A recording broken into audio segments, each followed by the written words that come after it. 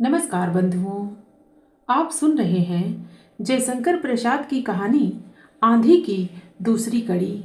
आप इस कहानी को कहाँ से सुन रहे हैं हमें कमेंट करके अवश्य बताना। अभी तक आपने सुना था कि रामेश्वर के हाथ के ऊपर मालती की पीली हथेली जिसके ऊपर जलधारा पड़ रही थी, सचमुच यह संबंध कितना शीतल हुआ।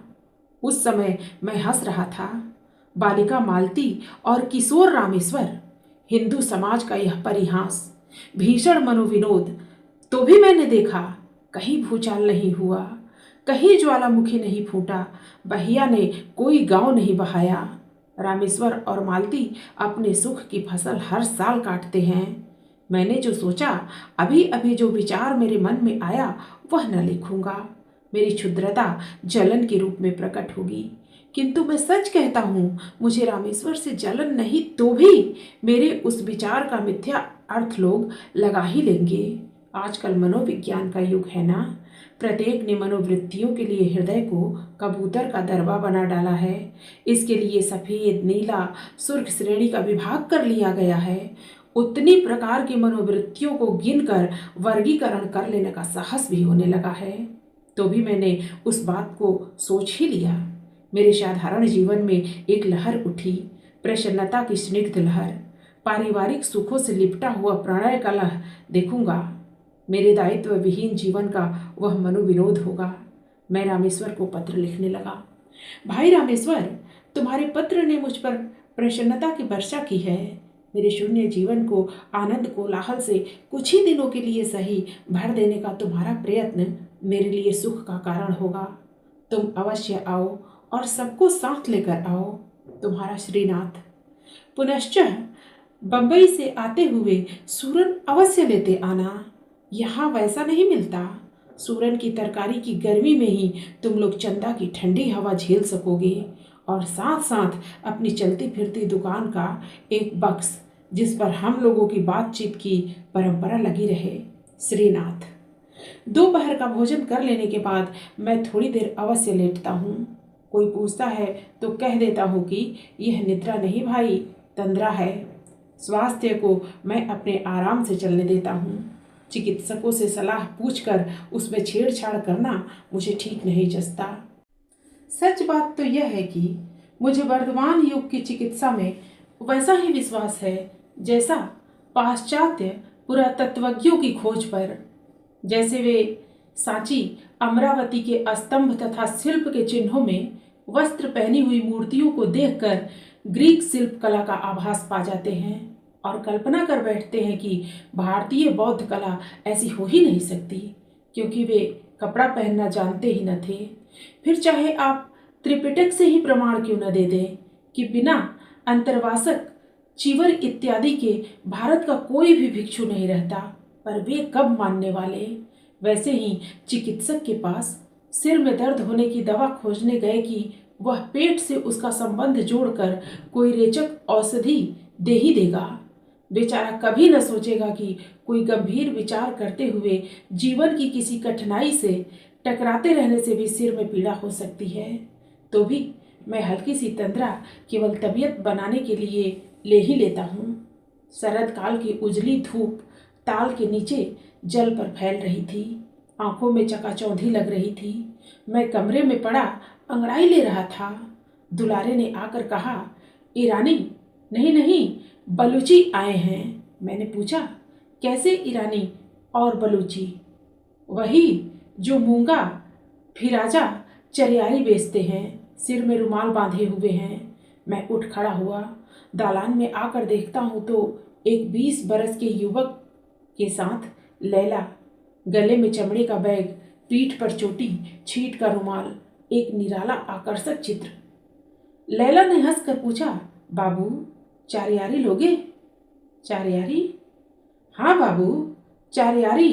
इसके रहने से आपके पास सोना असरफी रहेगा, थैली कभी खाली न होगी, और बाबू इससे चोरी का माल बहुत जल्द पकड़ा जाता है। साथ ही युवक ने कहा, ले लो बाबू, असली चारियारी, सोना का चारियारी। एक बाबू के लिए लाया था, वह मिला नहीं। मैं अब तक उन दोनों की सुरमिली आंखों को देख रहा था। सुरमे का घेरा गोरे गोरे मुंह पर आंख की विस्तृत सत्ता का स्वतंत्र साक्षी था। पतली लंबी गर्दन पर खिलौने सा मुंह टपाटप बोल रहा था। मैंने कहा, मुझे तो चारियारी नहीं चाहिए। किंतु वहां सुनता कौन है? दोनों सीढ़ी पर बैठ गए और लैला अपना बैग खोल रही थी। कई पोटलियां निकली। सहसा लैला के मुंह का रंग उड़ गया। वह घबराकर कुछ अपनी भाषा में कहने लगी। युवक उठ खड़ा हुआ। मैं कुछ न समझ सका। वह चला गया। अब लैला ने मुस्कुराते हुए बैग से वही पत्र निकाला। मैंने कहा, इसे तो मैं पढ़ चुका हूं। इसका मतलब वह तुम्हारी चारियारी खरीदने फिर आएगा, यही इसमें लिखा है। मैंने कहा, बस इतना ही? और भी कुछ है क्या बाबू? और जो उसने लिखा है वह मैं नहीं कह सकता। क्यों बाबू, क्यों न कह सकोगे? बोलो। लैला की वाणी में पुचकार, दुलार, झिड़की और आज्ञा थी। यह सब बात मैं नहीं। बीच में ही बात काटकर उसने कहा, नहीं क्यों? तुम जानते हो। नहीं बोलोगे? उसने लिखा है, मैं तुमको प्यार करता हूँ। लिखा है बाबू? लैला की आंखों में स्वर्ग हंसने लगा। वह फुर्ती से पत्र मोड़कर रखती हुई हंसने लगी। मैंने अपने मन में कहा, अब यह पूछेगी वह कब आएगा, कहाँ मिलेगा। किंतु लैला ने यह सब कुछ नहीं पूछा। वह सीढ़ियों पर अर्धशयनावस्था में जैसे कोई सुंदर सपना देखती हुई मुस्कुरा रही थी। युवक दौड़ता हुआ आया। उसने अपनी भाषा में कुछ घबरा कर कहा, पर लैला लेटे ही लेटे कुछ बोली। युवक भी बैठ गया। लैला ने मेरी ओर देख कर कहा, तो बाबू यह आवेगा? मेरी चारियारी खरीदेगा? गुल से भी कह दो। मैंने समझ लिया कि युवक का नाम गुल है। मैंने कहा, हाँ, वह तुम्हारी चारियारी खरीदने आएंगे। गुल ने लैला की ओर प्रसन्न दृष्टि से देखा, परंतु मैं जैसे भयभीत हो गया। अपने ऊपर संदेह होने लगा। लैला सुंदरी थी, पर उसके भीतर भयानक राक्षस की आकृति थी या देव मूर्ति। यह बिना जाने मैंने क्या कह दिया। इसका परिणाम भीषण भी हो सकता है। मैं सोचने लगा, रामेश्वर को मित्र तो मानता नहीं, किंतु मुझे उससे शत्रुता करने का क्या अधिकार है? चंदा के दक्षिणी तट पर ठीक मेरे बंगले के सामने एक पाठशाला थी। उसमें एक सिंघली सज्जन रहते थे। न जाने कहाँ कहाँ से उनको चंदा मिलता था।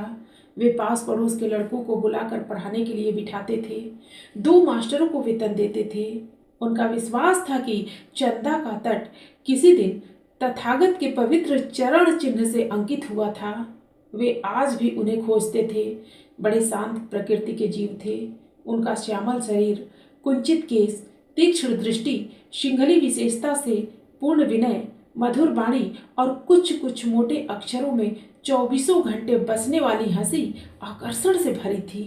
मैं कभी कभी जब जीभ में खुजलाहट होती वहां पहुंच जाता।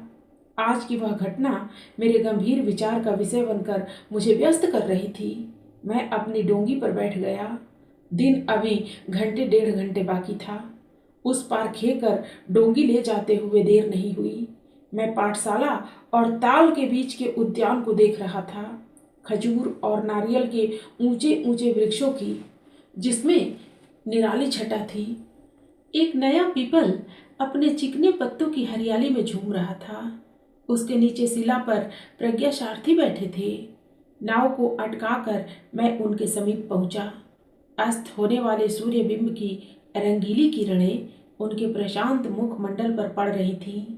2-2.5 वर्ष पहले का चित्र दिखाई पड़ा, जब भारत की पवित्रता हजारों कोस से लोगों को वासना दमन करना सीखने के लिए आमंत्रित करती थी। आज भी आध्यात्मिक रहस्यों के उस देश में उस महती साधना का आशीर्वाद बचा है। अभी भी बोध वृक्ष पनपते हैं। जीवन की जटिल आवश्यकता को त्याग कर जब कषाय पहने संध्या के सूर्य के रंग में रंग मिलाते हुए ध्यान स्तिमित लोचन मूर्तियां अभी देखने में आती हैं, तब जैसे मुझे अपनी सत्ता का विश्वास होता है और भारत की अपूर्वता का अनुभव होता है। अपनी सत्ता का इसलिए कि मैं भी त्याग का अभिनय करता हूँ ना, और भारत के लिए तो मुझे पूर्ण विश्वास है कि इस विजय धर्म में है। अधरों में कुंचित हंसी, आंखों में प्रकाश भरे प्रज्ञा सारथी ने मुझे देखते हुए कहा, आज मेरी इच्छा थी कि आपसे भेंट हो। मैंने हंसते हुए कहा, अच्छा हुआ कि मैं प्रत्यक्ष ही आ गया, नहीं तो ध्यान में बाधा पड़ती। श्रीनाथ जी, मेरे ध्यान में आपके आने की संभावना न थी, तो भी आज एक विषय पर आपकी सम्मति की आवश्यकता है। मैं भी कुछ कहने के लिए ही यहाँ आया हूँ। पहले मैं कहूँ कि आप ही आरंभ करेंगे? सथिया के लड़के कल्लू के संबंध में तो आपको कुछ नहीं कहना है। मेरे बहुत कहने पर मुशहरों ने उसे पढ़ने के लिए मेरी पाठशाला में रख दिया है और उसके पालन के भार से अपने को मुक्त कर लिया है। अब वह 7 बरस का हो गया है, अच्छी तरह खाता पीता है, साफ सुथरा रहता है, कुछ कुछ पढ़ता भी है। प्रज्ञा सारथी ने कहा, चलिए अच्छा हुआ, एक रास्ते पर लग गया। फिर जैसा उसके भाग्य में हो। मेरा मन इन घरेलू बंधनों में पड़ने के लिए विरक्त सा है, फिर भी न जाने क्यों कल्लू का ध्यान आ ही जाता है। मैंने कहा, तब तो अच्छी बात है, आप इस कृत्रिम विरक्ति से ऊब चले हैं तो कुछ काम करने लगिए। मैं भी घर जाना चाहता हूँ, न हो तो पाठशाला ही चलाइए। कहते हुए प्रज्ञा सारथी ने मेरी ओर गंभीरता से देखा। मेरे मन में हलचल हुई। मैं एक बकवादी मनुष्य किसी विषय पर गंभीरता का अभिनय करके थोड़ी देर तक सफल बात विवाद चला देना और फिर विश्वास करना, इतना ही मेरा अभ्यास था। काम करना, किसी दायित्व को सिर पर लेना असंभव था। मैं चुप रहा। वह मेरा मुंह देख रहे थे। मैं चतुरता से निकल जाना चाहता था। यदि मैं थोड़ी देर और उसी तरह सन्नाटा रखता तो मुझे हाँ या नहीं कहना ही पड़ता। मैंने विवाह वाला चुटकुला छेड़ ही तो दिया। अभी आप जयशंकर प्रसाद की कहानी आंधी का दूसरा भाग सुन रहे थे। फिर मिलते हैं अगली प्रस्तुति में भाग 3 के साथ। धन्यवाद।